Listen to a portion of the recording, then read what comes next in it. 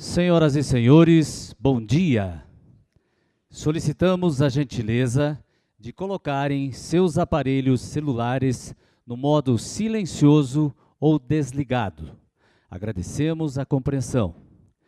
Sejam todos bem-vindos ao terceiro Congresso Internacional de Controle e Políticas Públicas. O Instituto Rui Barbosa tem como objetivo aprimorar as atividades exercidas nos tribunais de contas do país para o competente exercício de sua missão constitucional e o atingimento de suas metas institucionais. Durante o Congresso, serão realizadas palestras e promovidos debates com especialistas na área de políticas públicas. Na sequência, aproveitamos para convidar para compor a mesa diretiva do nosso painel, que tem como tema Agenda 2030 e os ODS, Objetivos do Desenvolvimento Sustentável. Convidamos o mediador, conselheiro do Tribunal de Contas do Estado do Paraná, Fernando Augusto Melo Guimarães.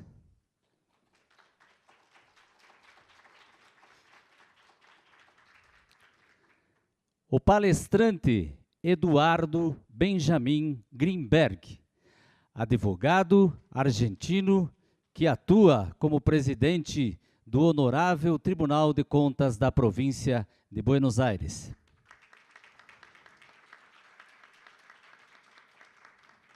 Já atuou como assessor da Subsecretaria de Trabalho e Seguridade Social, de reconhecida trajetória da União Cívica Radical. Greenberg sempre exerceu cargos com governadores provenientes do peronismo. Sua organização se encarrega de auditar os exercícios de cada uma das municipalidades e dos ministérios. Durante estes anos, tratou as autoridades por igual, sem distinguir bandeiras políticas, esquivando-se de questionamentos, oficialismo e oposições. Foi professor de Direito Civil na Faculdade de Direito, Universidade de Buenos Aires e Faculdade de Direito na Universidade de Belgrano. Convidamos na sequência Ângela Cássia Costaldello, professora de Direito Administrativo e Urbanístico do Departamento de Direito Público da Faculdade de Direito e do Programa da Pós-Graduação em Direito da Universidade Federal do Paraná.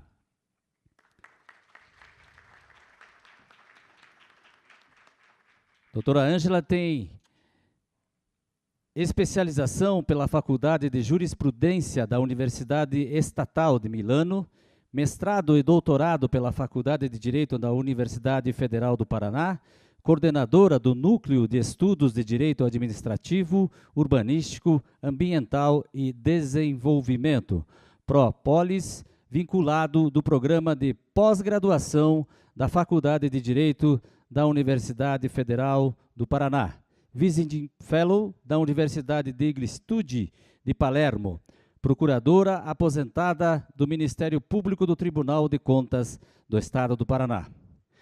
Convidamos na sequência o terceiro palestrante, Marcelo Barros Gomes.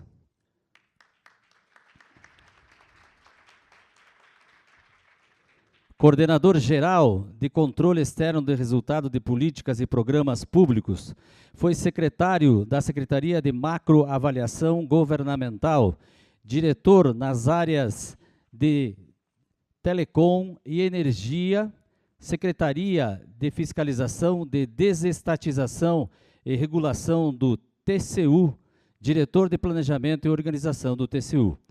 Professor colaborador e coordenador acadêmico de cursos de pós-graduação em Políticas Públicas e Controle da Fundação Getúlio Vargas, professor colaborador de Políticas Públicas e Controle da Fundação Dom Cabral, graduado em Ciências da Computação pela Universidade Católica de Brasília, mestre em Administração Pública e Políticas Públicas pela London School of Economics and Political Science, especialista em Auditoria de Desempenho pelo Government Accountability Office, Estados Unidos. Quarta palestrante, Renata Ramos de Castro. Renata Ramos de Castro é mestranda em Direito pela Universidade Federal de Minas Gerais e pós-graduada em Direito Internacional pelo Centro de Direito Internacional. É especialista em Direito Inglês pela Oriel College, Universidade de Oxford. É especialista em Direito Humanitário pela London School of Economics e é bacharel em Direito pela Pontifícia Universidade Católica de Minas Gerais. Cursa MBA em Gerenciamento de Projetos no Instituto Brasileiro de Mercados de Capitais. Atualmente atua como consultora jurídica especializada em Direito Administrativo, Controle, Governança Pública, Planejamento Público, Desenvolvimento Local e Suprimentos Governamentais. E para fazer a saudação de boas-vindas, nós convidamos o conselheiro do Tribunal de Contas do Estado do Paraná, mediador Fernando Augusto Melo Guimarães. Bom, inicialmente, bom dia a todos. Pode ficar tranquilo que a moderação vai falar muito pouco, para a gente privilegiar os palestrantes, mas eu não podia deixar de agradecer a presença de vocês, a presença dos palestrantes, em nome do Instituto Rui Barbosa, do conselheiro Sebastião Velho, e em nome do Tribunal de Contas do Paraná, hoje capitaneado pelo conselheiro Durval Amaral. Eu vou falar muito rápido, porque nós temos no tribunal um prazer de receber, inclusive, o tema a ser tratado hoje, porque temos, neste ano, já na época dos ODMs, o tribunal já se envolveu no levantamento de dados. E agora, com os ODS, não só o tribunal, mas como o Paraná inteiro, está fazendo um grande programa, inclusive, de municipalização dos municípios.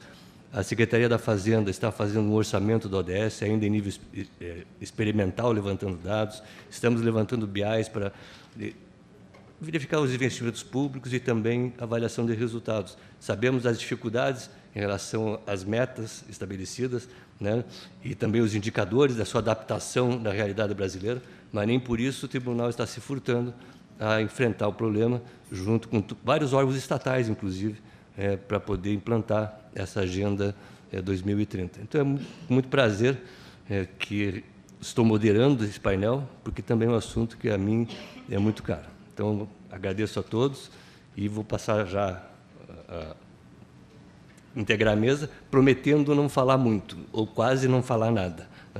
Passo a palavra, inicialmente, ao nosso colega argentino, Dr. Eduardo Benjamin Greenberg, que fará uso da sua palestra pelo período de 20 minutos, é isso? 20 minutos.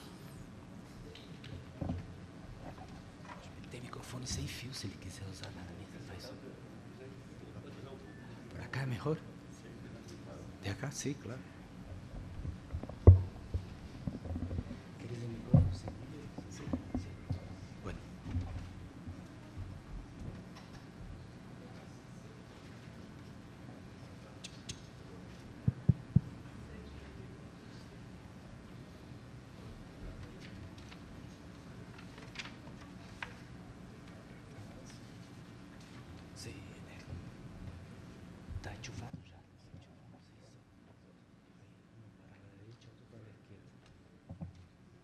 Bueno,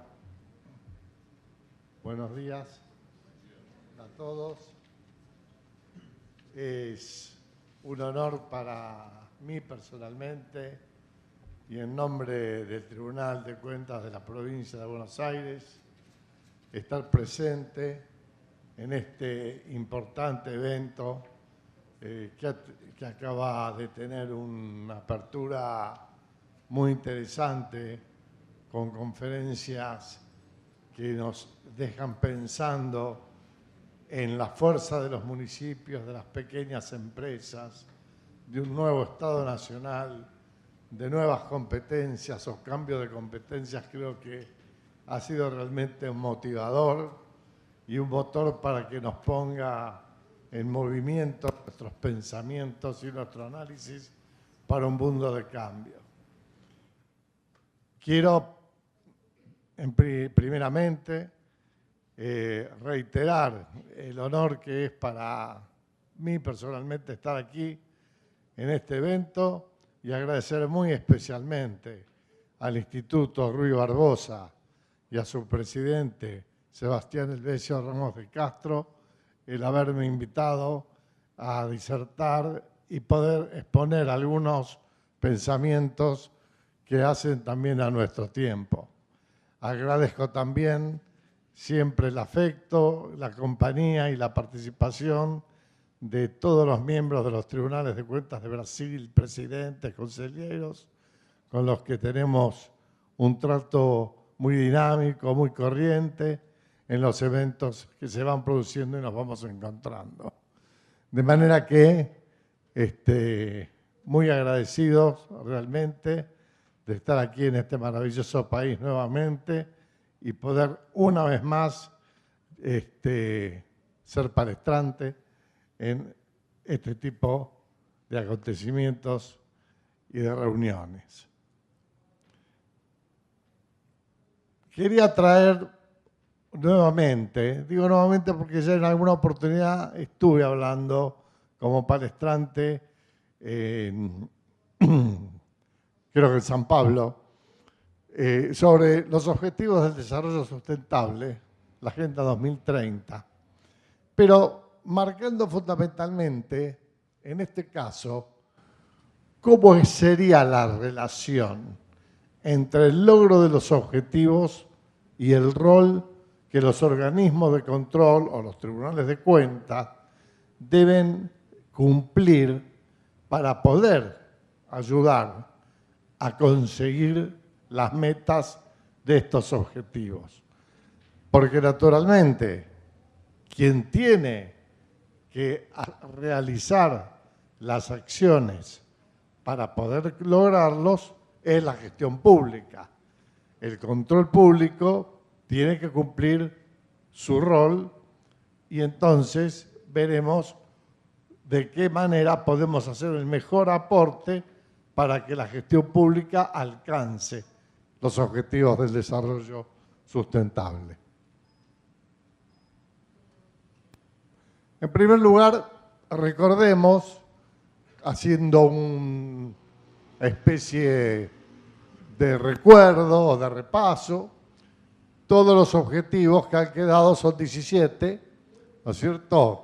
La lucha contra la pobreza, el hambre, mejorar la salud, la educación, la igualdad. Bueno, están aquí todos expuestos.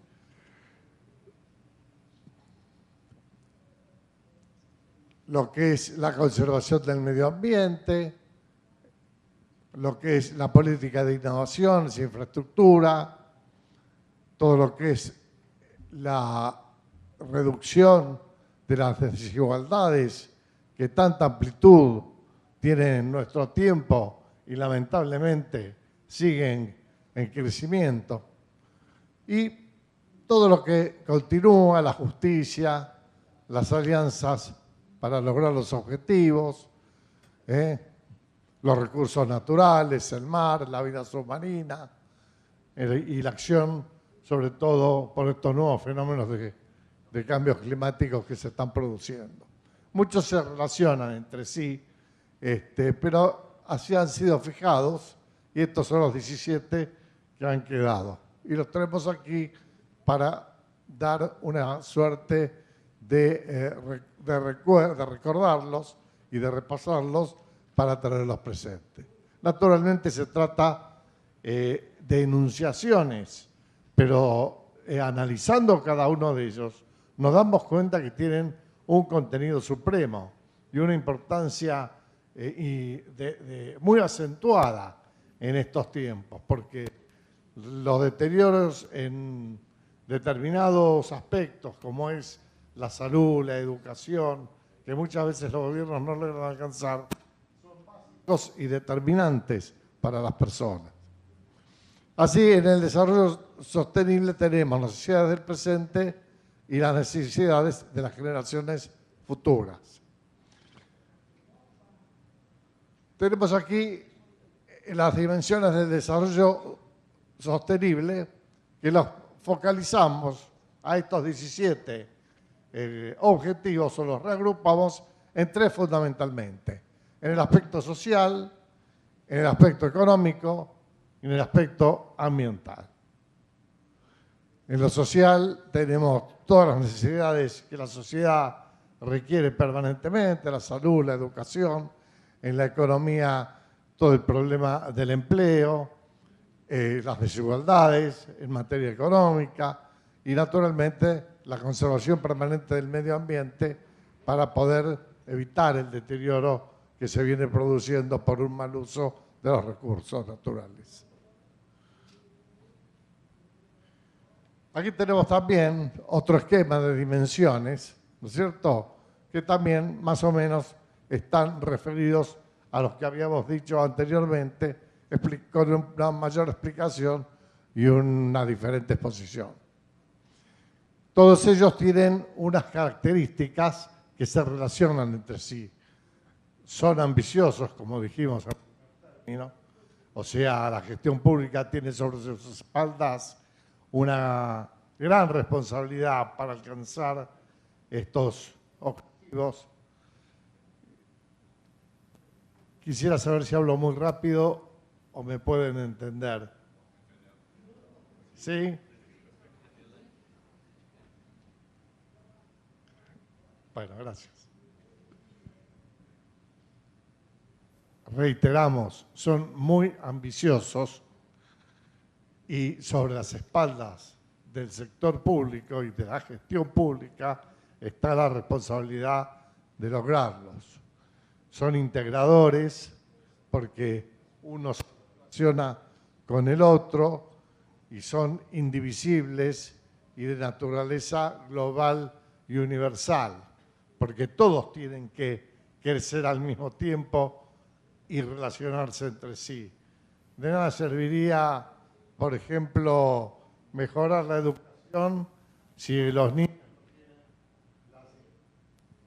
tienen la asistencia de salud que necesitan y se están desarrollando en un mal ambiente climático y por otro lado no viven, digamos, su tiempo, su época, no están bien alimentados, de manera que tienen que jugar todos juntos y todos relacionados entre sí y en forma indivisible. Acá tenemos las áreas de acción que van a participar fundamentalmente en los objetivos, en el logro de los objetivos. Ahí los tenemos enunciados: los recursos públicos locales, finanzas y negocios privados locales e internacionales, la cooperación para el desarrollo internacional, el comercio internacional como motor de desarrollo, la solución de problemas sistémicos, la ciencia, la tecnología, la innovación y la generación de capacidades. Es decir, todas estas son fuentes que le van a permitir a la gestión pública alcanzar los logros que son los objetivos del desarrollo sustentable. Y entonces, con este propósito, las entidades superiores realizarán con su capacidad de acción las acciones correspondientes para lograr los objetivos del desarrollo. Aquí tenemos otro cuadro que nos muestra un rol dual de nuestras instituciones, ¿no es cierto?, que son entes responsables de llevar a cabo los objetivos 16 y 17 en cuanto a la justicia, la transparencia, la paz social, y como instituciones que pueden revisar las políticas públicas y medir el grado de cumplimiento del resto de los objetivos del desarrollo sustentable. Bueno, esto más o menos repite el cuadro anterior.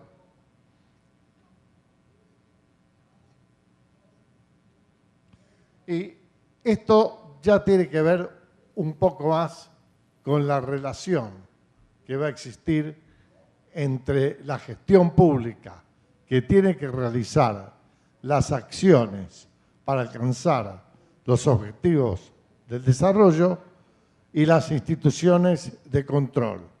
¿Qué es lo que pueden aportar? En principio, digamos, ¿cuál es el campo donde tiene que desenvolverse o desempeñarse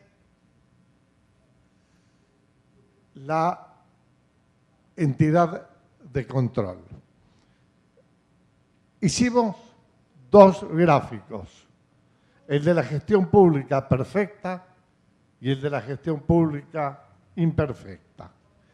En el primero de ellos, como podemos observar, tenemos una gestión pública perfecta, porque el contenido de la gestión pública es pleno, no está alterado. El gestor tiene ahí todas las potestades y todas las facultades necesarias para poder desarrollar las acciones que él considere para alcanzar los objetivos. ¿Y dónde está situado el control? El control público está situado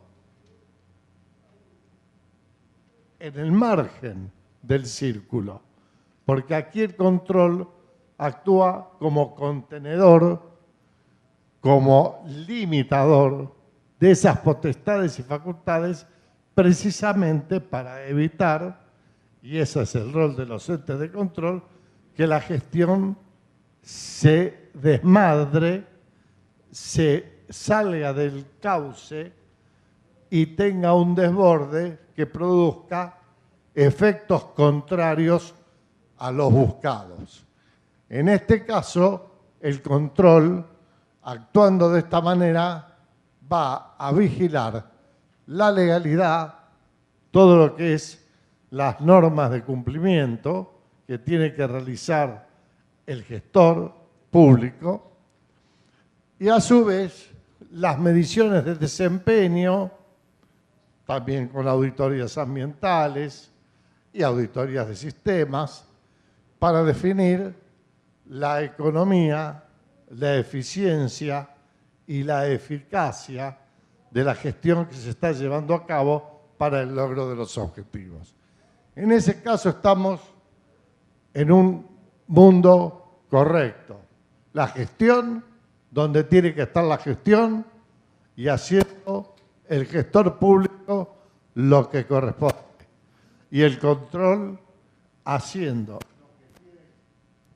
lo que tiene que hacer el control sin incursionar ni quitarle potestades a la gestión pública, ubicándose perfectamente en el lugar que el control debe tener y cumpliendo el rol de contenedor y limitador.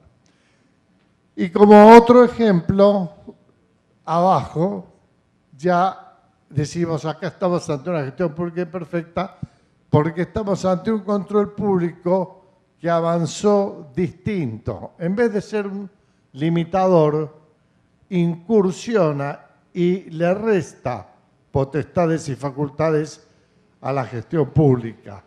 Le resta contenido. ¿Por qué? Por ejemplo, decimos que este es un ámbito de ilegitimidad, mientras que el primero era un ámbito de legitimidad. ¿Por qué? Porque en este caso pensamos en un control público que hace mediciones de mérito, oportunidad y conveniencia, que es precisamente un control político que corresponde generalmente a los entes deliberativos, Congreso Nacional, Asamblea Nacional, legislaturas estaduales, asambleas de variadores en los municipios. De manera que estos son los dos casos que nosotros tenemos que tener presentes para saber desde qué punto y con qué acciones colaboramos con la gestión pública para que ésta pueda desarrollarse y alcanzar los objetivos. Naturalmente que entendemos que entonces, actuando de una manera dentro del ámbito de legitimidad, tenemos al control público digamos, permanentemente volcado sobre la gestión pública en su rol de control, de medidor de la eficiencia y la eficacia de las acciones de la gestión pública, y a su vez vemos que entre control y gestión pública se va produciendo una suerte de retroalimentación. No sé si me está marcando el tiempo.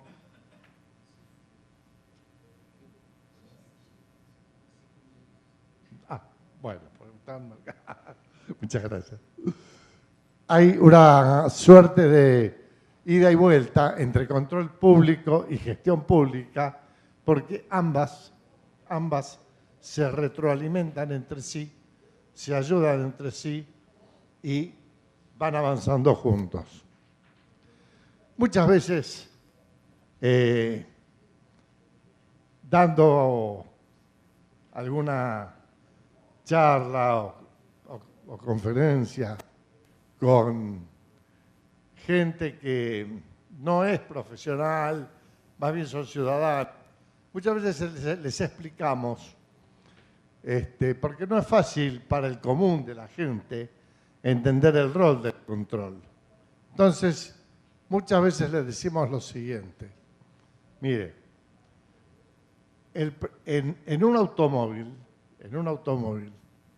el principal instrumento de control que tiene el automóvil es el freno. Y el freno no se inventó para que el auto no camine. Precisamente el freno, que es el control, es lo que le permite a quien conduce llegar al objetivo deseado, sano, salvo y seguro. Si no estuviese el control, se produciría, lo que antes habíamos dicho,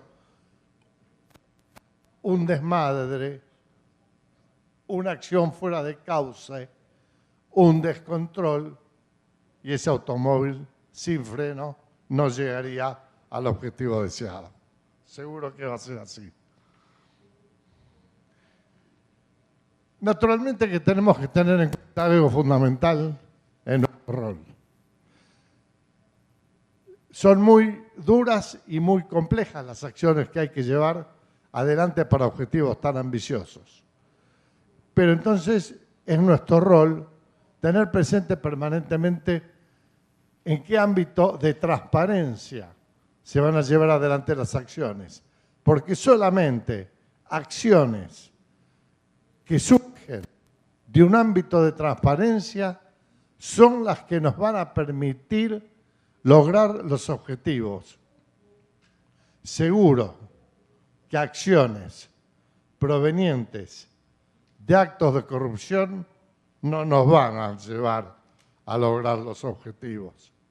De manera que tenemos que focalizarnos fuertemente en la transparencia, porque de ahí tienen que surgir todas las acciones. A la transparencia la presentamos como una caja de herramientas que tiene una herramienta que es el control externo. Es decir, una gestión pública, para ser transparente, tiene que ser controlada externamente de acuerdo, bueno, a las normas y a los conceptos correspondientes al control externo.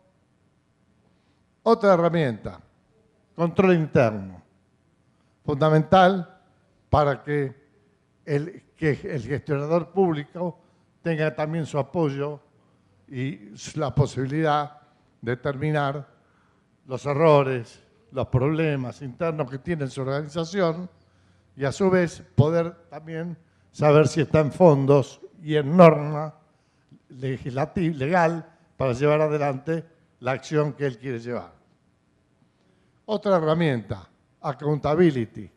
Si ese funcionario es responsable, digamos, tiene la obligación de rendir cuentas y a su vez sobre él se pueden definir responsabilidades por incumplimientos, malas acciones o daños que produzca, por no cumplir precisamente la normativa legal. Tiene que haber acceso a la información, las personas, la ciudadanía, el común de la gente tiene que conocer qué acciones se está llevando adelante y de qué manera para lograr los objetivos que la sociedad espera, en este caso, los objetivos del desarrollo sustentable. A su vez, también tiene que tener un sistema de reporting system como su obligación, a lo cual debe ir informando trimestralmente las, por decir de alguna manera, las acciones que va desarrollando. En fin, regulaciones contables, económicas y financieras, normativas sancionatorias contra los delitos de administración pública que él provoque. Tiene que haber naturalmente una legislación adecuada para sancionarlo.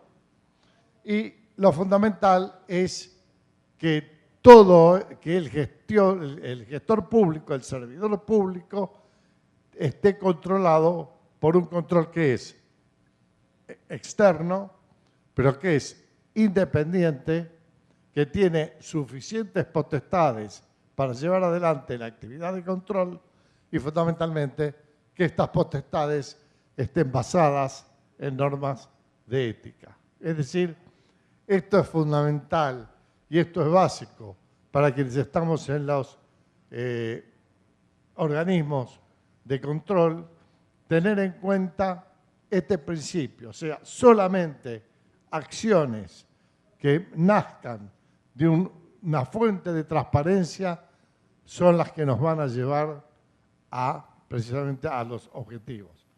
Pueden no llevarnos, pero es requisito que surjan de la transparencia, porque no pueden surgir de otra manera.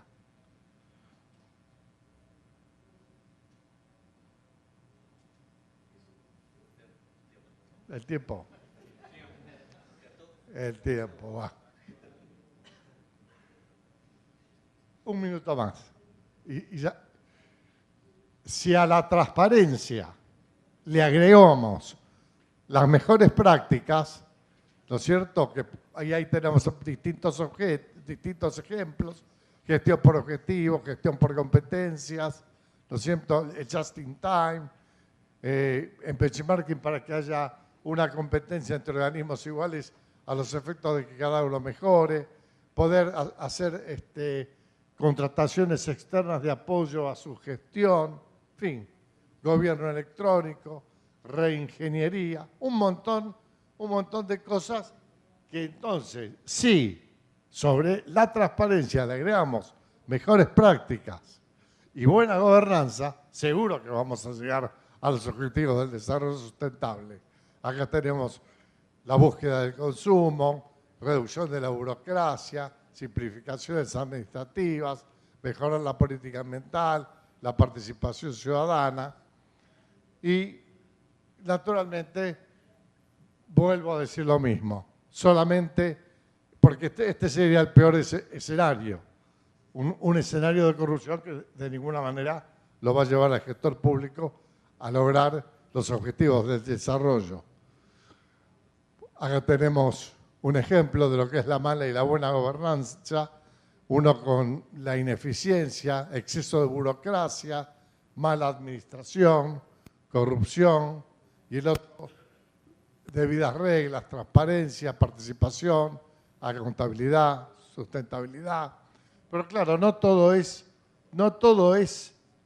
lo escrito, lo normado y los aportes que uno puede llegar a darle como control al gestor, como recomendación en una auditoría de desempeño, por ejemplo, haga outsourcing o haga reingeniería o haga descentralización, etc. Depende también de la capacidad y del gift, del don que tenga el gobernante para llevar a cabo, ¿no es cierto?, todas esas acciones. Porque si nosotros tenemos dos pintores a quien les damos la misma paleta con los mismos colores, uno de ellos va a ser un cuadro magnífico como Leonardo hizo la Gioconda, y el otro no lo va a poder conseguir. Va a ser un cuadro común. Porque también, digamos, tenemos que detectar nosotros, los controladores, un poco también la personalidad, la capacidad y el don del servidor público, si puede o no llegar a esos objetivos. Bueno, estos también son ejemplos que miden un poco el progreso y no me quiero exceder. Esta sería la conclusión final. Las entidades superiores deben ocupar un rol central en el cumplimiento de los objetivos de desarrollo sustentable. El monitoreo y cumplimiento de los objetivos debe ser una actividad inherente de los entes de control. Las auditorías coordinadas con los entes extranjeros bajo la mirada del INTOSAI garantiza que la medición de los objetivos del desarrollo sustentable estén estandarizadas. Marcos regionales y subregionales pueden facilitar la traducción de políticas de desarrollo sostenible a acciones concretas a nivel nacional, y el fortalecimiento de los organismos de control es clave en la búsqueda de la transparencia y responsabilidad necesaria para lograr los objetivos. De esta manera, les agradezco mucho nuevamente la invitación, la atención que me han prestado, y espero haber hecho un mínimo aporte para que, Dios mediante, se cumpla lo que las Naciones Unidas quieren, los objetivos de desarrollo sustentable. Muchísimas gracias.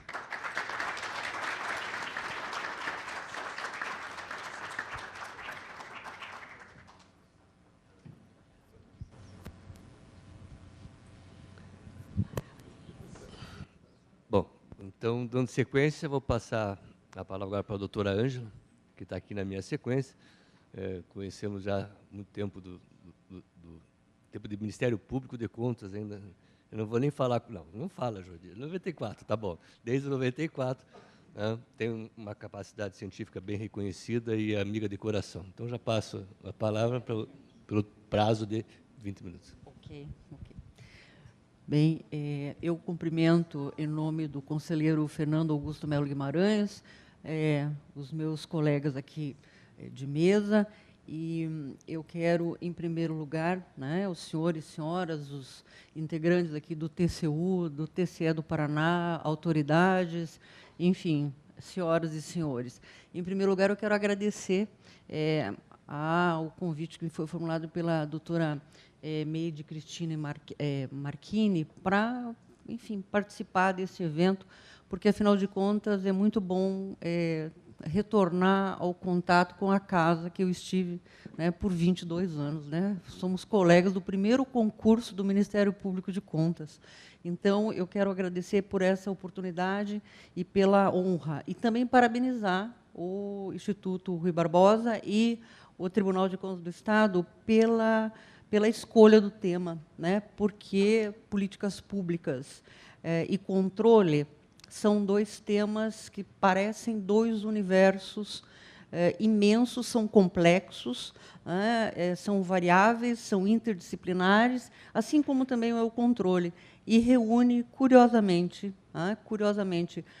a questão institucional, estrutural, e também da sociedade, em ambos os temas, porque políticas públicas são necessariamente promovidas pelo Estado e executadas pela administração pública, assim como também o controle, e são direcionadas à sociedade, que, como beneficiária, e, por outro lado, também como controladora em face do controle social. Então, eu quero realmente parabenizar ambas as instituições pela escolha do tema. E o Tribunal de Contas do Estado, né, como sempre, bastante, eu diria, na vanguarda, né, de temas como a Agenda 2030 das ODS e ODM, né, porque fiquei sabendo que, no relatório do parecer prévio das contas do Governo do Estado do Paraná de 2017, sobre a fiscalização do conselheiro Fernando, há um capítulo específico a respeito das ODS. Então, eu quero dar os parabéns, porque isso é um avanço enorme. Isso significa realmente a vanguarda no que diz respeito a temas globais, locais e regionais. Então, eu quero deixar registrado aqui o meu elogio e dizer que eu fico muito, muito feliz de ter feito parte dessa casa, né, por mais de 2 décadas. Bem, o nosso tema de painel é Agenda 2030 e os ODS. Quais as diferenças básicas entre o ODS e o ADM? E eu fiz uma subdivisão falando o seguinte: políticas públicas globais e locais. Quais possibilidades num planeta urbe? A ONU, desde a década de 90, isso como um marco histórico, tem fomentado a atuação global que demandam ações conjuntas das nações desenvolvidas e as emergentes, sempre voltadas ao desenvolvimento.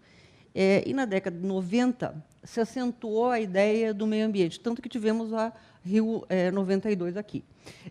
Em 2000, a Organização das Nações Unidas emitiu os, então, Objetivos do Desenvolvimento do Milênio, os ODM, que são basicamente 8. A redução da pobreza, atingir o ensino básico universal, igualdade entre os sexos e autonomia das mulheres, reduzir a mortalidade da infância, melhorar a saúde materna, combater o HIV/AIDS, a malária e outras doenças, garantir a sustentabilidade ambiental e estabelecer uma parceria mundial para o desenvolvimento.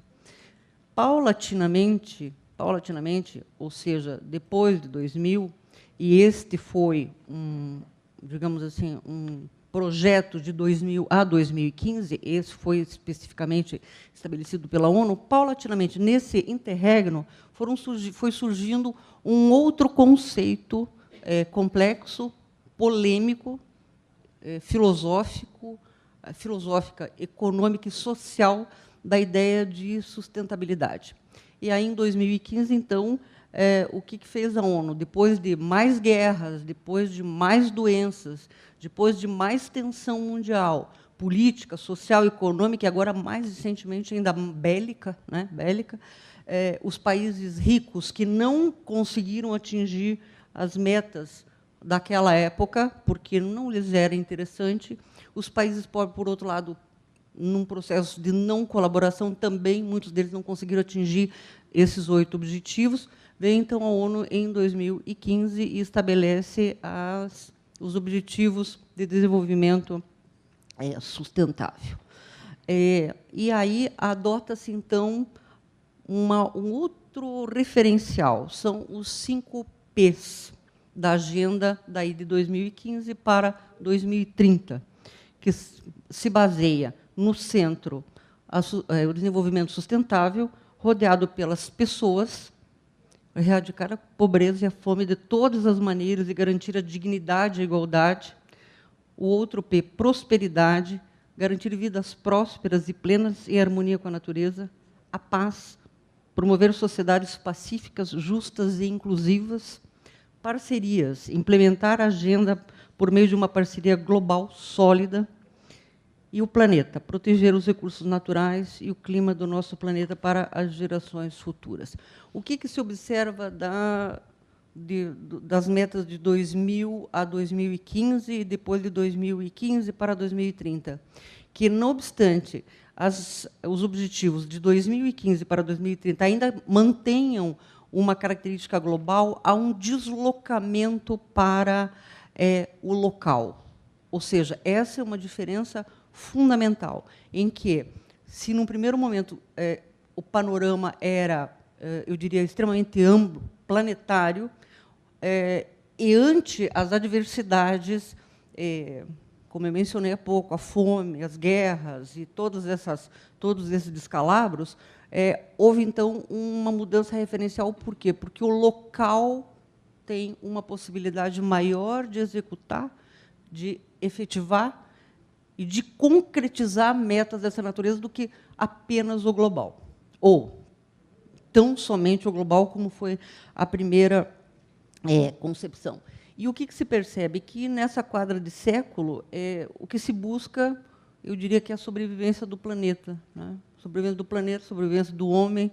Né? Então, me parece que, ao lado da sustentabilidade, ou insta-sustentabilidade, que continua sendo ainda um tema extremamente polêmico, né? Está aí, né, Estados Unidos, enfim, refutando a Convenção de Paris, o Tratado de Paris, enfim, continua sendo polêmico, também sob a ótica da economia, sob a ótica da sociedade, afinal de contas, o que vem a ser a sustentabilidade. De qualquer maneira, nós temos uma noção mínima, básica, e cabe ao legislador atender às possibilidades de fechar ou dar uma certa concretude a esse conceito tão polêmico.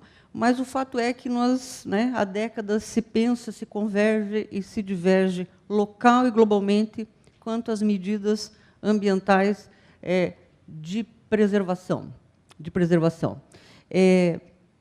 Para esta e para as futuras gerações, mediante tratados internacionais, e a cidade, então, toma, nesse passo, um aspecto extremamente importante. Por quê? Porque eu mencionei no início que nós estamos num momento da história do planeta, que é o planeta urbe.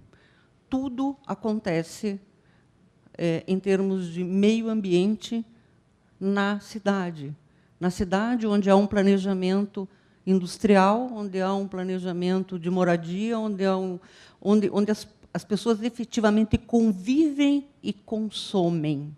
E aí nós entramos, agora até pelo próprio tempo, eu vou direcionar, então, a minha fala no que diz respeito à ODS número 11, que tem o seguinte enunciado: tornar as cidades e os assentamentos humanos inclusivos, seguros e resilientes. E aí nós temos várias metas voltadas o quê? À cidade. Em face do tempo, eu vou me ater a apenas uma, que diz o seguinte: até 2030, reduzir o impacto ambiental negativo per capita nas cidades, inclusive prestando especial atenção à qualidade do ar, gestão de resíduos municipais e outros. E por que eu chamo atenção e por que eu escolhi essa busca na ODS, digamos assim, global, local, para nós chegarmos num ponto em que o Brasil se adiantou a este objetivo de desenvolvimento sustentável. Por quê? Porque nós temos uma questão fundamental, que é o destino dos resíduos sólidos, que se volta, ou que se contém especificamente nessa ODS número 11. E nós temos, desde 2010, a Lei 12.305, que institui a Política Nacional de Resíduos Sólidos. E o que se percebe? Essa lei, os municípios, os estados e a própria União tinham 2 anos para se adequar. Portanto, até 2012, até 2 de agosto de 2012, fazer as adequações e tudo mais para se integrar a essa política de resíduos sólidos. E o que se vê hoje é que não houve digamos, um movimento adequado para que houvesse essa integração e o enfrentamento por parte dos estados e dos municípios em face da destinação dos resíduos sólidos, de modo a dar efetividade a essa Política Nacional dos Resíduos Sólidos, que é uma política pública.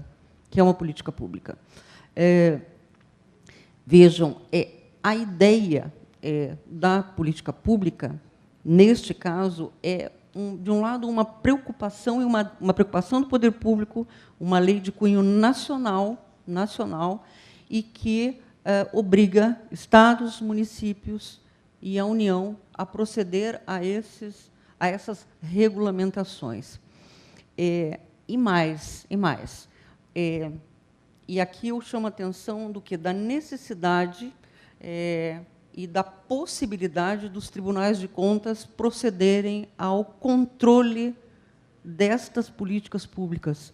Por quê? Porque, se, de um lado, nós teríamos uma questão questionável, até que ponto poderia o Tribunal de Contas exigir ou orientar ou controlar, fiscalizar, não no sentido aqui, necessariamente, quando se fala em fiscalizar, tem um cunho, até pelo próprio termo, de penalização. Não seria essa a ideia, mas de fazer um controle, até de orientação para as pessoas jurídicas de direito público, porque não é discricionário. a Política Nacional de Resíduos Sólidos não é discricionária. Ela é vinculada e ela é, portanto, obrigatória. Logo, o Tribunal de Contas estaria num plano de legalidade, não num plano de liberdade do ente que alguém poderia, enfim, se contrapor. Até porque, quando se fala de meio ambiente, quando se fala de sustentabilidade, quando se fala de qualidade de vida, não há discricionariedade. Não pode haver discricionariedade. Por quê? Porque, neste caso, beiraria aquilo que todo o manual de direito administrativo fala, beira a arbitrariedade. Logo, seria acolhido pelo ordenamento jurídico. Portanto, o Ministério Público, o Ministério Público também tem que fazer, né? Claro, perdão. O Tribunal de Contas, que aqui tem uma referência ao Ministério Público, eu passei os olhos, me perdoe. Então, vejam, além do que, também se trata do quê? De um serviço público ligado a uma política pública, logo o Tribunal de Contas tem plenas possibilidades de fazê-lo. E ainda, se houver a omissão do gestor público, e aqui nós adentramos o gestor, o legislador local, incorre em crime, em crime ambiental. A própria lei, essa lei que estabelece o plano, a Política Nacional de Resíduos Sólidos, é clara ao dizer que, independentemente de quaisquer outras possibilidades de penalização ou de sancionamento, ela está prevista na possibilidade quem nela incorre, o artigo 68 da Lei de Crimes Ambientais, que diz o seguinte: dos crimes contra a administração ambiental, deixar, é um dos crimes, aquele que tiver o dever legal ou contratual de fazê-lo, de cumprir obrigação de relevante interesse ambiental, detenção de 1 a 3 anos e mais multa. E, se o crime é culposo, a pena é de 3 anos, sem prejuízo de multa, etc. Mas o fato é que há, no Brasil, um diploma legislativo que estabelece uma política pública de cunho nacional e que precisa receber a devida atenção por parte da União, do Estado e, sobretudo, do município, que é no município onde a vida efetivamente acontece, até por conta de uma questão federativa voltada aos serviços públicos. E, para finalizar, eu me lembrei de uma passagem do Nietzsche. O professor sempre tem uma mania de retornar em alguma coisa filosófica, de teoria geral, e eu não posso deixar de me manter nessa linha. Mas, em alguns momentos, é preciso se pensar na superioridade do futuro sobre o presente. E aqui vai o trecho, entre aspas. Vós outros andais muito solícitos em redor do próximo, e manifestai-o com belas palavras. Mas eu vos digo, o vosso amor ao próximo é meu amor a vós mesmos. Fugis de vós em busca do próximo, e quereis converter isso numa virtude. Mas eu compreendo o vosso desinteresse. Acaso vos aconselho o amor ao próximo? Antes vos aconselho a fuga do próximo e o amor ao remoto. Mais elevado que o amor ao próximo é o amor ao longínquo, ao que está por vir. Mais alto ainda que o amor ao homem, coloca o amor às coisas e aos fantasmas. Esse fantasma que corre diante de vós, meus irmãos, é mais belo que vós, porque lhe não dais a vossa carne e os vossos ossos, mas tende-lhes medo e fugis à procura do vosso próximo. Seja o porvir e o mais remoto a causa do vosso hoje. No vosso amigo deveis amar o super-homem, como razão de ser. Meus irmãos, eu vos aconselho o amor não vos aconselho o amor ao próximo, aconselho-vos ao amor mais afastado. Assim falou Zaratustra.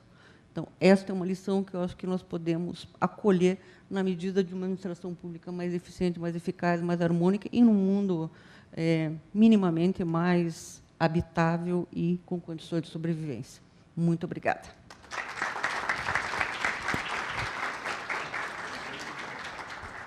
Bom, eu prometi não falar, tá? mas vou ter que falar só um pouquinho.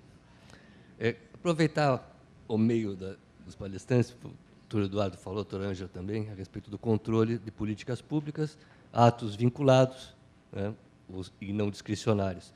Eu só queria pôr para reflexão que os órgãos de controle ele têm a capacidade e a qualidade e o dever de gerar informação de qualidade, para que a cidadania exerça a discussão nos seus orçamentos em relação à centralização de esforços orçamentários para atingimento dos ODS. Né? Então, é esse esforço que nós estamos também tentando fazer aqui no Paraná, que é deixar a transparência com qualidade, para que o cidadão comum, não só o gestor público qualificado ou uma elite qualificada, tenha compreensão, porque a ideia, como a Ângela diz, um dos pesos é a parceria entre o primeiro, segundo e terceiro setor. Eu acho que isso é muito importante para que nós tenhamos a noção. Se não é discricionário, geramos informação de qualidade. Se é vinculado, exercemos o controle de legalidade e legitimidade. Então, essas colocações que nós estamos tentando fazer e desenvolver isso no Estado e nos municípios do Paraná. Agora eu passo a palavra, com a permissão do doutor Marcelo, para a doutora Renata, em homenagem, né, às mulheres, né? O DS8, então tá bom. Um prazer. Obrigada. Não é essa a apresentação. Essa é a do Marcelo.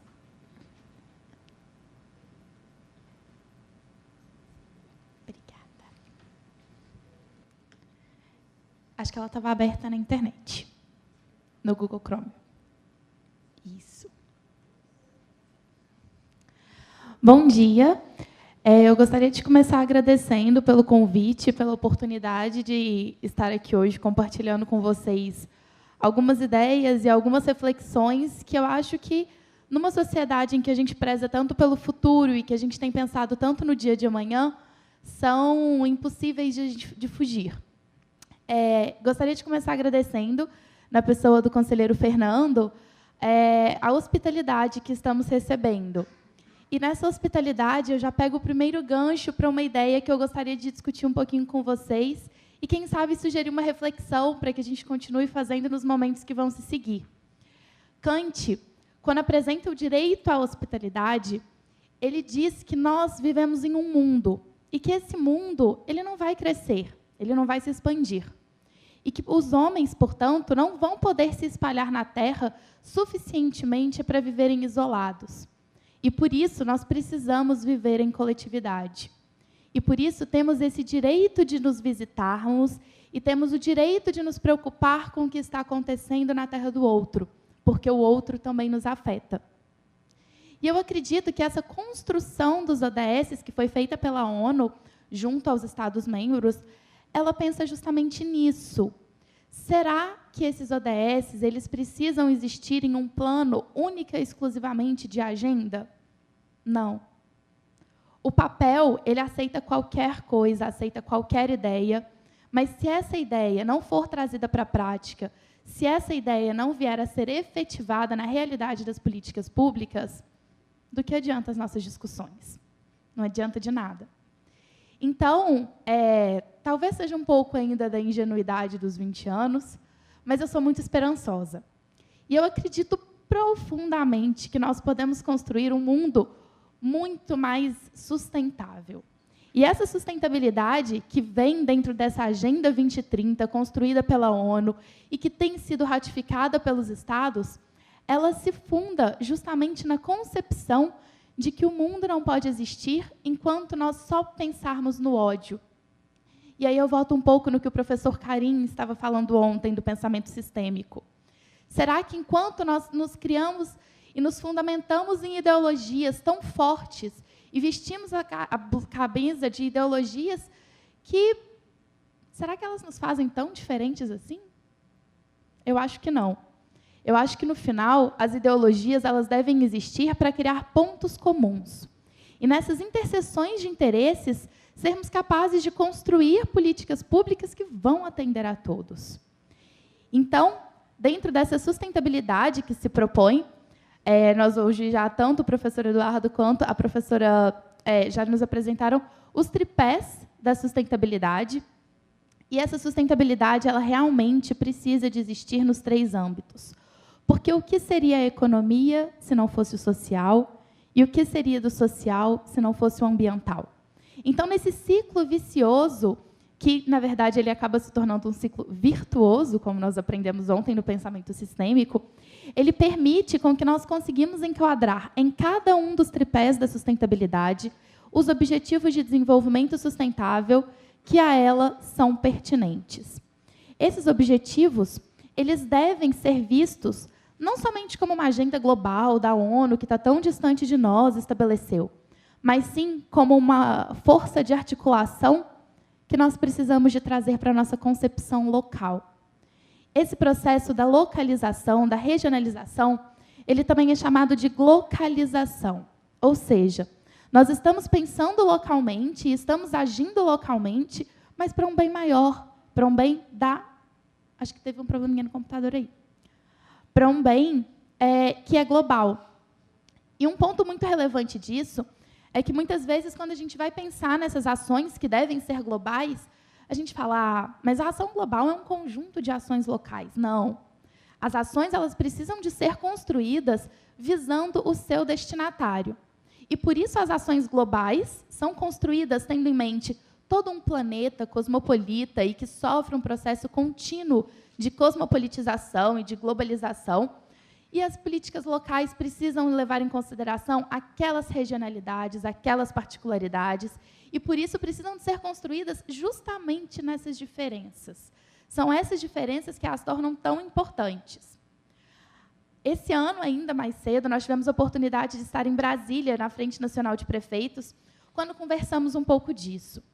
Nós trazemos aqui alguns exemplos já de algumas iniciativas que têm sido tomadas por prefeitos, como, por exemplo, o Grupo dos 100 Prefeitos da Sustentabilidade, ou a Rede de Cidades Sustentáveis, que são iniciativas de municípios, de prefeituras, que têm se colocado em comunicação, têm se colocado em contato umas com as outras e construído, assim, uma relação em nome de um objetivo maior, desse objetivo realmente de desenvolvimento.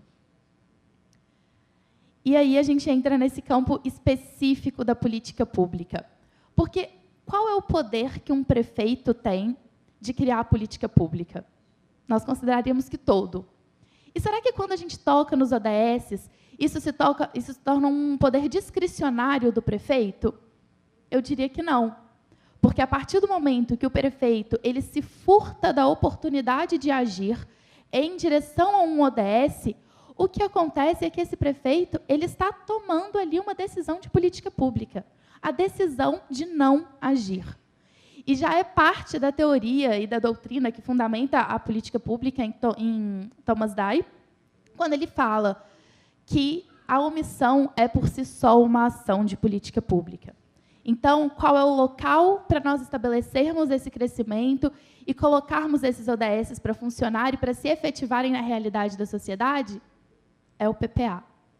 Quando nós entramos nesse planejamento plurianual, o prefeito tem que ter em si o encantamento de todas as possibilidades que ele pode conhecer, de todas as várias hipóteses e programas e ações que ele pode realmente desenvolver em prol da sua sociedade. E isso é incrível. O prefeito tem, nessa hora, nas mãos, o poder de afetar a realidade não de 4 anos, mas de muito mais. Porque um programa que seja bem sucedido, que seja bem construído, tenha ações assertivas, ele vai ser, com certeza, mantido.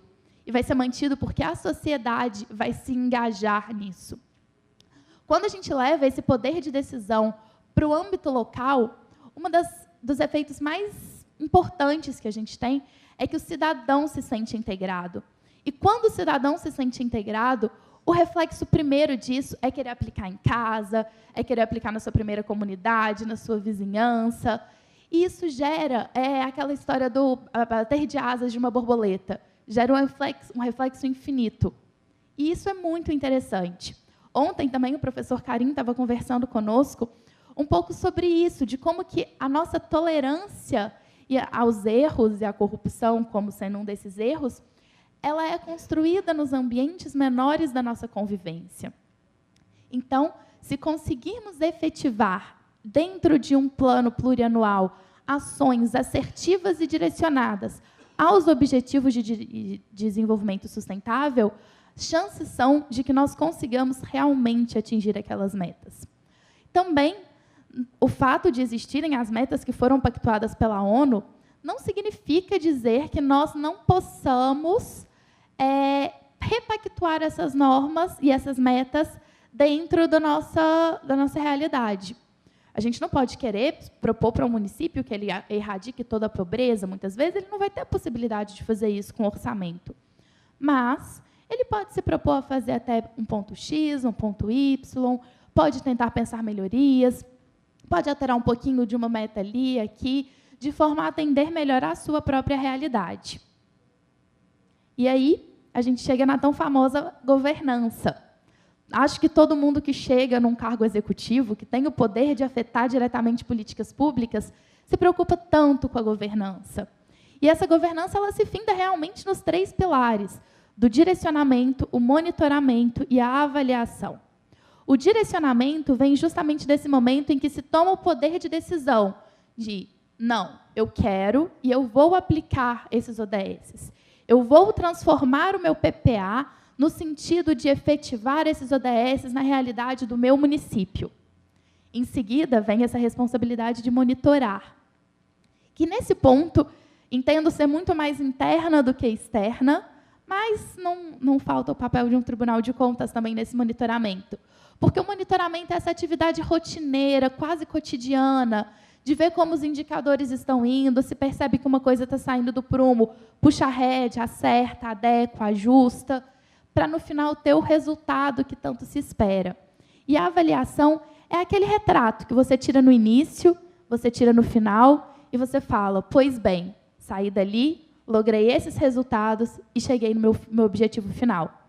Então, é muito interessante ver como a própria governança ela se enquadra dentro desses ODS.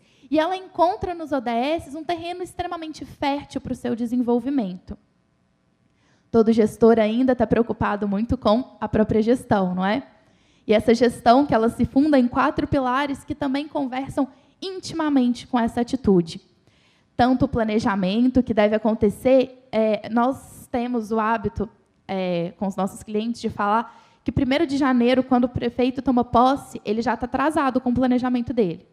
Esse planejamento tem que ter sido feito em outubro, em julho, antes da sua própria eleição. Por quê? Porque quando ele entra ali dia 1º de janeiro, já é um dia que ele está perdendo para fazer as ações dele funcionarem. Então, primeiro precisa de se planejar para se executar responsavelmente, se executar com os olhos aos tribunais de contas, garantindo que vai haver a probidade e a licitude de todos os atos, porque serão controlados mais na frente, né?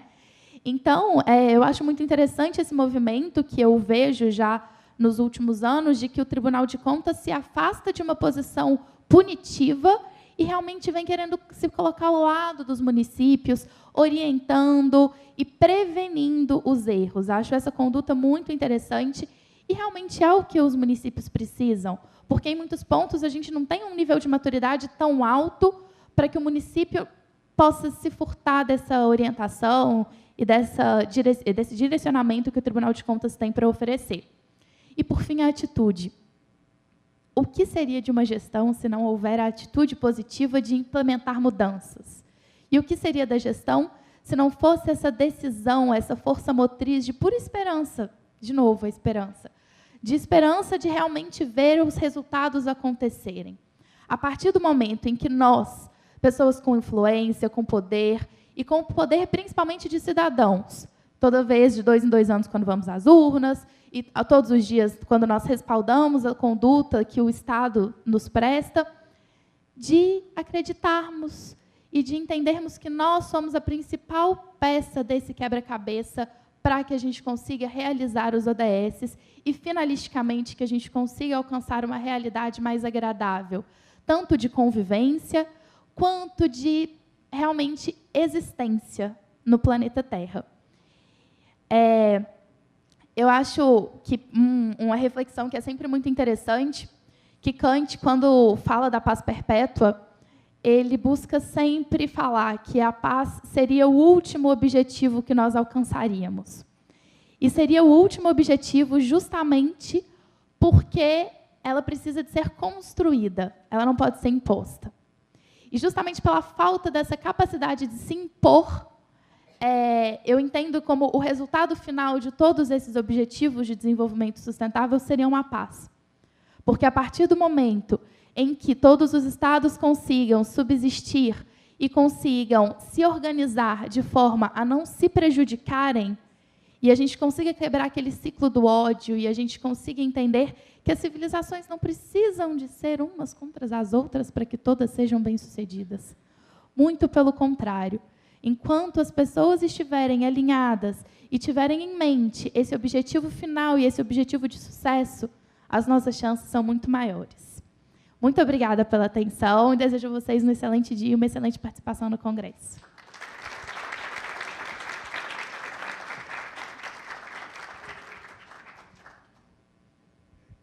Bom, não vou comentar, já passo a palavra direto para o doutor Marcelo, né? E os 20 minutos regulamentares, mas a simpatia atrás ela vai avisando. Bem, desrespeitando um pouco o ODS 1, né? Fome zero, mas eu vou cumprir os 20 minutos. Bem, eu vou falar um pouco aqui, é uma honra, né? Claro, estar nesse terceiro congresso. Para mim, eu sinto muito orgulho e emoção de saber que, no sistema de controle, a gente pode fazer o melhor congresso de política pública que já participamos. Então, isso deve ser um orgulho para nós brasileiros, e principalmente para quem faz parte do Tribunal de Contas. Bem, esse é o contexto. Eu vou passar rápido para não causar uma indigestão, mas, realmente, eu vou começar a citar aqui duas pessoas. Já citaram dois filósofos, né? O secretário-geral da ONU e o Papa, para falar um pouco desse nosso contexto global e local aqui, Brasil e dos estados, né? O secretário-geral da ONU diz que nós estamos com uma crise de compaixão. Nós perdemos a compaixão pelo próximo. E o ODS, de certa forma, é uma esperança para resgate dessa crise. Isso disse o secretário-geral da ONU. E o Papa diz que nós temos que ser revolucionários. Então, do lado da Renata aqui, eu fico feliz, porque ele pede para que sejamos revolucionários. Eu vejo uma revolução nessa fala, nessa participação da juventude para essa transformação. E, ao mesmo tempo, a junção do campo do direito ao campo da política pública. Então, eu estou muito contente de estar nessa mesa tão global. E o Brasil, talvez agora aqui, com uma certa inveja da Argentina, que está indo bem, mas, por outro lado, feliz por saber que vocês passaram, e em breve vamos passar também por essa crise. Mas não vamos fazer que nem ontem, repetir o que dá errado, fazer a mesma coisa, o resultado geralmente é o mesmo. Essa é a mensagem do pensamento sistêmico. Então, temos que ser revolucionários e fazer diferente, talvez tudo diferente. Temos que estar dispostos a isso. Os problemas são complexos e exigem parceria, exige transformação nas alianças. O controle está se movimentando para poder contribuir melhor com a administração pública. Ele está tendo que assumir riscos, não de assumir a gestão, mas de caminhar junto com o gestor. Os resultados fiscais também não permitem que a gente pense que o governo é o salvador de tudo. As parcerias com a iniciativa privada serão fundamentais nesse novo contexto de crise fiscal. E a trajetória da dívida também não permite que improvisemos, porque chegamos no limite do erro. O limite prudencial já foi ultrapassado. Então, não adianta entendermos diferente do que essa realidade. Tomada de decisão baseada em evidência. E a população já está muito atenta que a carga tributária, nos últimos 20 anos, pulou de 21% para 34%, sem a retribuição nas políticas e programas. E o orçamento, ele ocupa 46% da riqueza, sem uma retribuição. E o estudo que o tribunal fez, saiu hoje até no Estadão, o editorial, que é o relatório de políticas e programas. Nós somos, infelizmente, o país na América Latina que pior retorna o imposto. Ou seja, a nossa carga tributária vis-à-vis o IDH é o pior da América Latina. A gente tem carga tributária de países da OCDE, e aqui somente menor que Cuba, e entregamos pior que todos. Então, tem que haver uma mudança radical na forma de o governo implementar suas políticas públicas. E, se ela for pontual, ela não serve. Por isso que o ODS, sendo essa agenda tão integral, tão integradora e tão sistêmica, ela é uma boa agenda. Bem, aqui são os índices de governança que vão ser falados. A gente acredita e tem colocado isso em prática em todos os âmbitos de tribunais, que a governança é desenvolvimento. Enquanto não solucionarmos essa questão, não estaremos desenvolvidos. E esse relatório para o Congresso Nacional, que está disponível desde a semana passada, o primeiro acórdão que encaminhamos, consolida quase 50 trabalhos do tribunal. E, realmente, o déficit de governança e os déficits institucionais, eles conduzem à ineficiência do gasto público de forma generalizada. No centro de governo, ou na estratégia do Estado, dos ministérios que fazem o planejamento, que fazem a coordenação das políticas e orientam e monitoram, as falhas de governança nesse centro, elas se replicam, ou se repetem, ou se espelham, invariavelmente em todas as políticas setoriais que nós analisamos. Exemplo, o FIES e a sua insustentabilidade e a sua baixa eficácia. Então, o exemplo do FIES. Um programa, ninguém está falando do mérito de uma política de bolsa. A gente está falando do resultado e do modelo de concepção, monitoramento e desenvolvimento dessa política. 1 milhão de estudantes que pagava a escola passou a receber a bolsa. E as metas do programa foram feitas de uma forma muito tímidas, sem resultado. O Pronatec também não trouxe mais empregabilidade em termos globais. Então, nós temos que avaliar e pensar essas políticas. E a causa estruturante é o pensamento pouco sistêmico no centro do Estado. 67% dos ministérios que analisamos não possuem capacidade de acompanhar o desempenho e resultados de seus programas. Ou seja, nós estamos gastando muito dinheiro com baixíssima probabilidade de causar alguma diferença na sociedade. Ausência de articulação e coordenação. Aí eu vou falar um pouco do tema da confiança pública, que tem comentado muito. Acho que a Argentina é um caso de sucesso, de retomada rápida da confiança no setor público. É necessário uma retomada da confiança entre os órgãos governamentais. À medida que o tribunal faz os seus trabalhos de políticas setoriais, sobre descentralização de recursos, ou entre ministérios, existe um alto grau de desconfiança interinstitucional, interfederativo.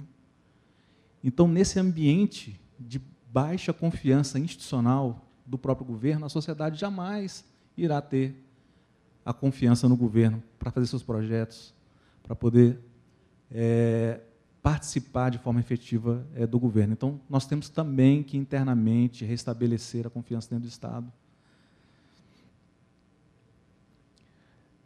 Gestão de risco. 54% das organizações, 54% estão em estágio inicial em gestão de risco. 69% das organizações federais declaram que não tem processo de gestão de risco implantado. Nós estamos falando de uma empresa que cuida de 50% do PIB. E vocês não conhecem nenhuma banca de jornal, duvido, que sobreviva sem um controle, sem um monitoramento. Então, nós estamos gastando 50% da nossa despesa sem que que o gestor entenda que ele deve ser o primeiro responsável, a primeira linha de defesa, para que o dinheiro seja gasto de forma efetiva e controlável. Bem, tudo isso está no relatório que eu passei para vocês, mas o que impressionou bastante a equipe de auditoria é que todas essas falhas, elas se repetem quase que simetricamente nas políticas e programas que nós analisamos para o Congresso. É como se houvesse no conjunto, no sistema, um problema muito grave e ele fosse espalhado por todos os programas de ação governamental. A nossa carga tributária, como eu disse, com relação ao retorno por IDH, é a pior dos países do Mercosul. E, como o painel aqui fala de ODS, é uma esperança de nós respondermos. Mas como mudar essa realidade? E a gente acha que é possível fazer isso de uma forma rápida. E a agenda do ODS é uma agenda que cria critério, como a gente está falando num seminário de controle, critérios para a fiscalização das AFS. Por quê? O país assinou a agenda da ONU. Então, nós temos que começar a cobrar dos governos que ele implemente essa agenda. Tanto no ciclo de preparação, que até 2019 nenhum Estado, nação deve ficar para trás, e aqui a gente tem que dizer, nenhum município, nenhum Estado ou nenhum governo subnacional deve ficar para trás. E o governo federal também tem que adotar suas ações. E é assim que o Tribunal de Contas está preparando a sua atuação para que a gente possa acompanhar de forma integral a agenda dos ODS. Primeiro, é uma questão institucional, é uma agenda integral que fala de desenvolvimento social, econômico e ambiental, mas, acima de tudo, é uma agenda de transformação institucional.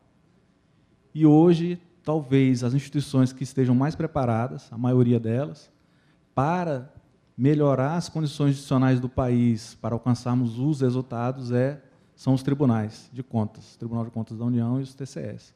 Então, a gente tem que fazer urgentemente essa aliança em prol da mudança institucional para o alcance dos ODS. O que significa o alcance dos ODS? É a mudança de mentalidade para ações de curto prazo que visem transformações efetivas.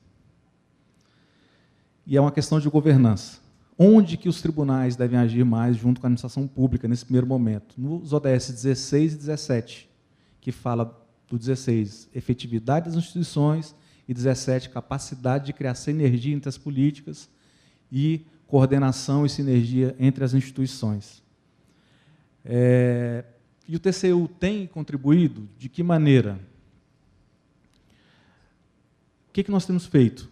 Desenvolvido diretrizes estratégicas dentro do tribunal para atender a agenda e a estratégia dos ODS, fazendo relatórios consolidados de avaliação de políticas e programas, e, ao mesmo tempo, desenvolvendo diálogo interinstitucional mais efetivo. E a própria formatação da coordenação geral de resultados de políticas e programas, ela quer conhecer de forma muito aprofundada o ambiente em que as políticas estão ocorrendo no país, aprimorar a governança do planejamento de longo prazo do centro de governo, das políticas setoriais, das organizações públicas e, ao mesmo tempo, criar um modelo e uma estratégia de longo prazo para o próprio controle, se verificar o avanço e o progresso das políticas públicas. Ou seja, nós não podemos trabalhar somente quando o acórdão é proferido. Tem que haver um monitoramento sistêmico até a transformação daquela realidade que nós estamos vendo como inadequada, em qualquer política pública ou no centro de governo, conforme a Renata disse aqui, a capacidade de planejamento do Estado, de coordenação. E melhorar os resultados das políticas e aquela quarta coluna em decorrência do ambiente sistêmico e sistemático de corrupção que se apoderou do país. E a gente viu ontem que, se a gente ficar somente focado no combate e na repressão, a gente vai gerar mais combate e mais repressão. Se eu dobrar o número de somente nessa vertente de esforço para isso, sem olhar o aperfeiçoamento de médio e longo prazo, eu não consigo combater de forma sistêmica a corrupção. Esse é o relatório, foi muito oportuno ele ter sido feito. Tem 2 capítulos. O capítulo 1 fala do ODS 16 e como a gente deve melhorar as estruturas de governança do Estado, e o capítulo 2, como aperfeiçoar as capacidades de diálogo de cada política pública. Estou chegando ao fim. Se fosse para, nesses 21 anos de tribunal, dizer qual é o maior déficit do país que a gente tem no momento, é a capacidade de restabelecer o diálogo.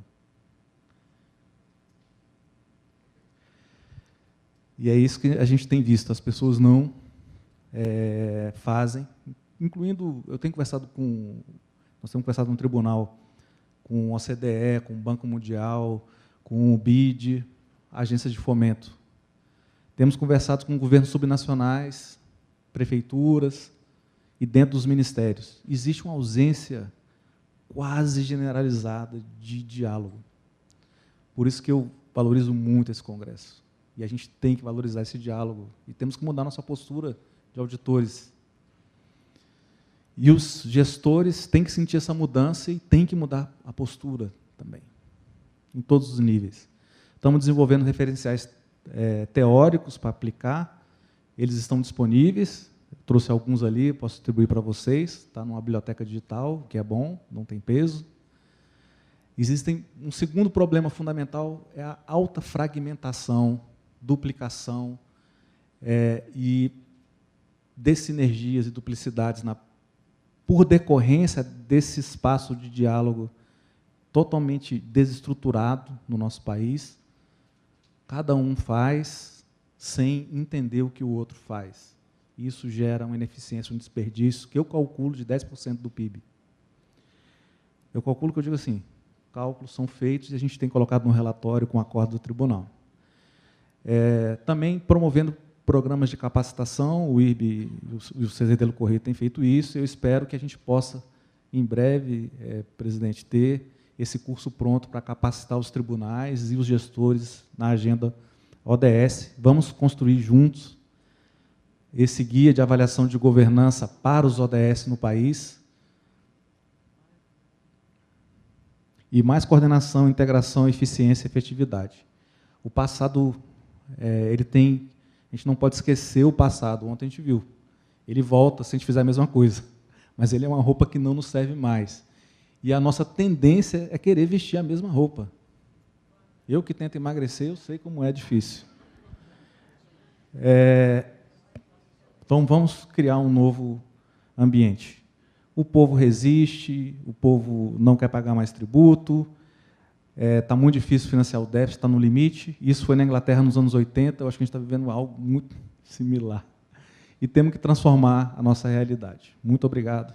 Desculpa aí, senhor.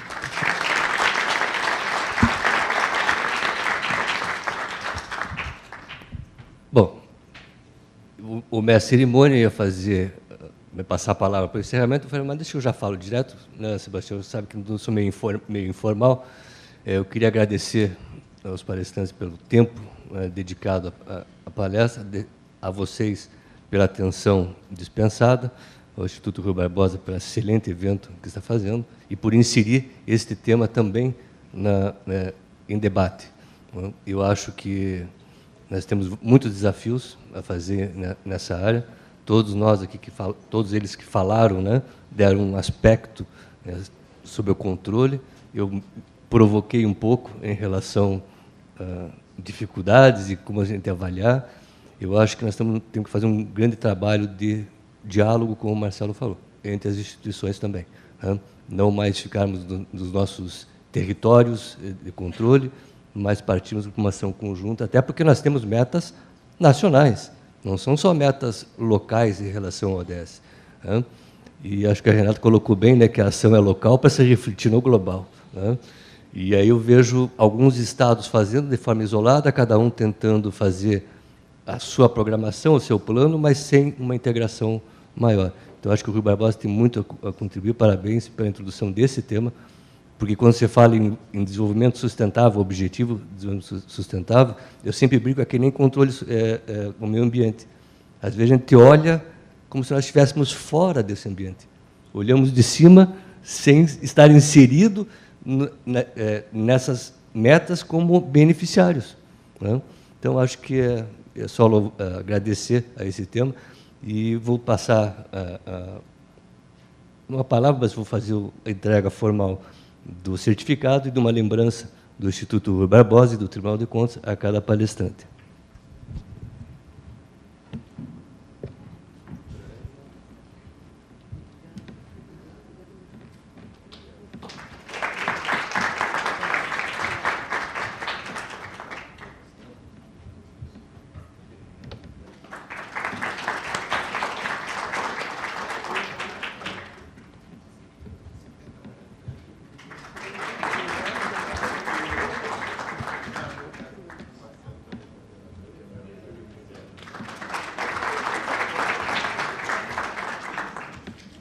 Bom, declaro formalmente encerrado esse painel. Obrigado a todos.